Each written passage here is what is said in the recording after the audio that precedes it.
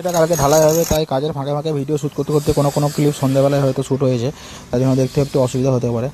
তো গ্রামগঞ্জে মানুষ যে একটা ইঞ্জিনিয়ারকে ডেকে তাকে সুপারভিশন করিয়ে বাড়ি করছে, এটা খুবই গৌরবের বিষয়। কিন্তু তারা ভিডিওর কাজ দেখতে অভ্যস্ত, সেই জন্য হয়তো ইঞ্জিনিয়ারিং কাজ দেখে তারা হয়তো কেউ কেউ মজার ছলে বলে উঠছে এটা কি 15 তলার ভিত হবে বা 16 তলা বিল্ডিংয়ের ভিত হবে।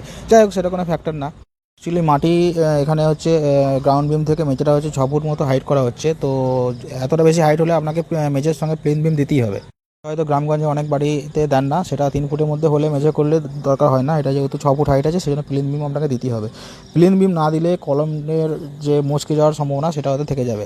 আপনারা ভালো করেই জানেন, যদি একটা বাঁশের প্যান্ডেলের নিচে একটা বাঁশ বেঁধে দেওয়া হয়, উপরে একটা বাঁশ বেঁধে দেওয়া হয়, মধ্যেখানে কোনো বাঁশে মধুরি না দেওয়া হয়, তাহলে বাঁশটা যখন পটাম করে ভেঙে যেতে পারে, ঠিক সেরকমই কলমে সেই ফ্যাক্টরটা এখানে হবে। বাড়িকে ভূমিকম্প প্রতিরোধী করতে গেলে, এবং আগেকার দিনে যেটা আমি বলেছি আগের ভিডিওতে, ভূমিকম্পের প্রবণতা এখনকার দিনে খুবই বাড়ছে। তাই ভূমিকম্পের প্রতিরোধী বাড়ি করতে গেলে আপনাকে সঠিকভাবে সঠিক গাইডেন্স মেনে আপনাকে ইঞ্জিনিয়ার দিয়ে বাড়ি করাতে হবে। তাহলে সারা জীবন পরিশ্রম করে যে টাকাটা আপনি জমিয়েছেন সেই টাকাটা সঠিকভাবে ইউটিলাইজ করা হবে না।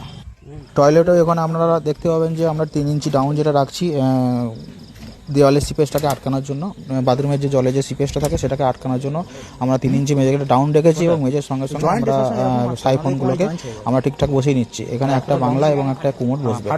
মিস্ত্রিরা তারা খুব হেল্পফুল, তারা বাইরে কাজ করে এসছে, কেরল সাইডে কাজ করে এসছে, ইঞ্জিনিয়ার দিয়ে কাজ করে এসছে।